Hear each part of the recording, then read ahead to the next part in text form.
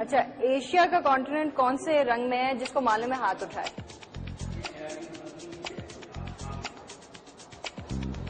نہیں، کسی کو بھی نہیں معلوم ہے. یہ کیا چیز کی تصویر ہے؟ نہیں معلوم ہے، کسی کو بھی نہیں معلوم ہے. اچھا، آپ مجھے بتاؤ یہ کیا چیز کی تصویر ہے؟ پتہ ہے؟ ہاں، پہاڑ میں کیا ہو رہا ہے؟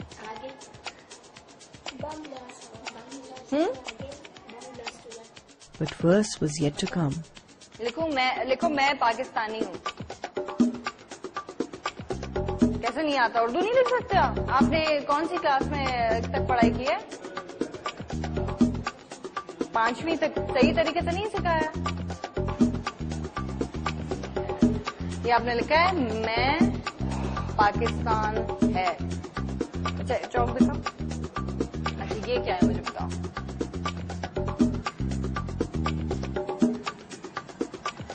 یہ لفظ کیا ہے؟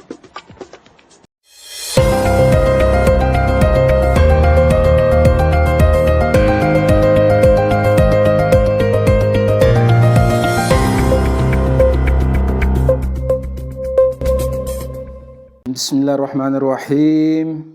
السلام علیکم ناظرین اکرام. آج ہم حاضر ہیں اتوار والے دن کا پروگرام لے کر، جس کا موضوع ہے میں اور میری تعلیم. تعلیم کا جب نام آتا ہے تو ہم چونکہ بھٹکے ہوئے ہیں. ہمیں ایک تو تعلیم جو ہے وہ ہمارے اللہ پاک کی طرف سے عطا کی گئی، اور ایک تعلیم ہمیں دنیا کی جو ہنر ہیں، دنیا کی جو چیزیں ہیں، وہ بھی لازمی سیکھنے ہوتے ہیں. اب اللہ پاک کی طرف سے بھیجی گئی تعلیم وہ تو ماشاءاللہ جوں کی توں موجود ہے. 1450 سال سے وہ ہمارے الحمدللہ ایک شعبہ چل رہا ہے، اور اس میں پرفیکٹ تعلیم پہنچ رہی ہے. اب جو شعبہ دوسرا ہے، اس کے لیے ہم نے ابھی آپ کو ایک ویڈیو پہلے دکھا دی کہ وہ پاکستان کے اندر 10ویں کے لڑکے ہیں میٹرک کے، جن کو اردو بھی لکھنا نہیں آ رہی اور انگلش بھی. آپ تھوڑی سی ویڈیو دیکھ لی ہوگی، جائزہ لے لیا ہوگا. تو اس کے بعد ہم آپ کو دکھاتے ہیں جو دنیا کی یہ 75 سال کی رونا ہے. رونا تعلیم نہیں ہے.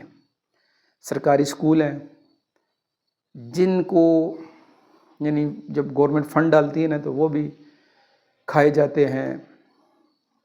اسکول کئی بند پڑے ہوئے ہیں، اساتذہ گھروں میں بیٹھ کے کوئی تعلیم کر رہے ہیں.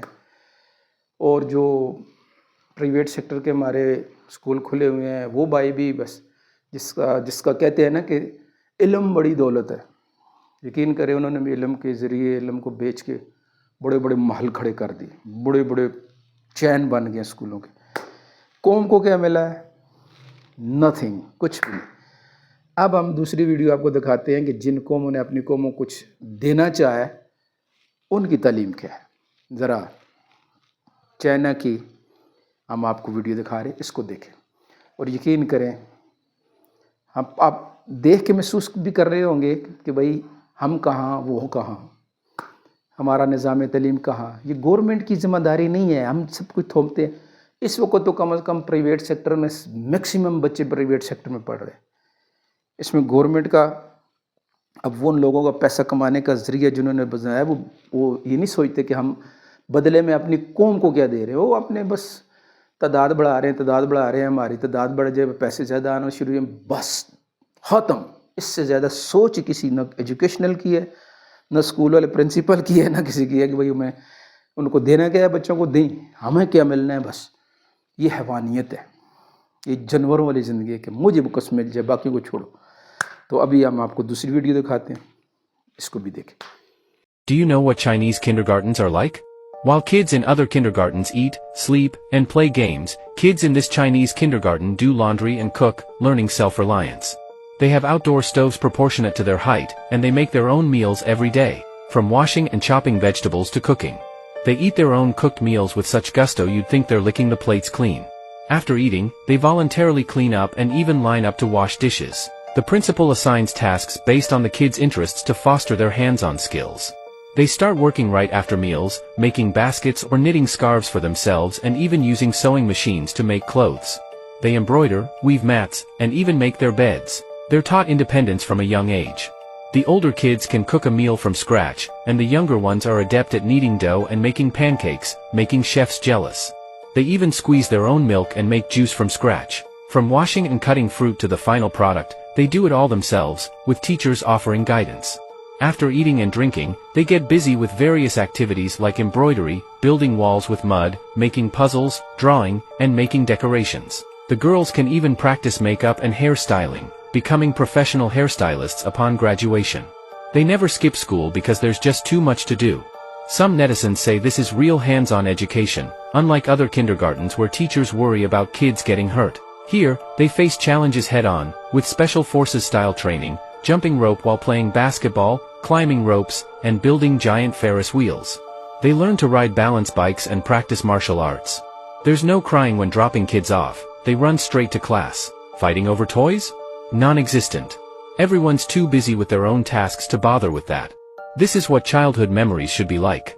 If it were your child, would you choose this kind of kindergarten? जी नाज़रीन इकराम, अब आपने देख ली होगी कि दुनिया अपने बच्चों को, अपनी नस्लों को कौन सी तालीम दे रही। प्रैक्टिकल उनको हुनर सिखा रहे हैं, उनको खाने पकाने सिखा रहे हैं, उनको कपड़े सीने सिखा रहे हैं, उनको जामत करना सिखा रहे हैं, उनको टेक्सटाइल सिखा रहे हैं, उनको मेडिकल के शोबे में कुछ कैसे करने हैं वो सिखा रहे हैं। मुख्तलिफ़ शोबों की तालीम दी जा रही है।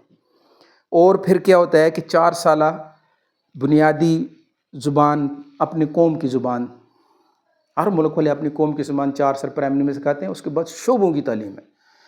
हर बच्चा 3-4 महीने इस तरह के सेंटर में रहता है जैसा आपने देखा।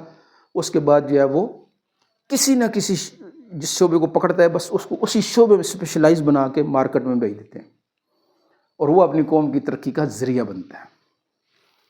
बस इतना ही है।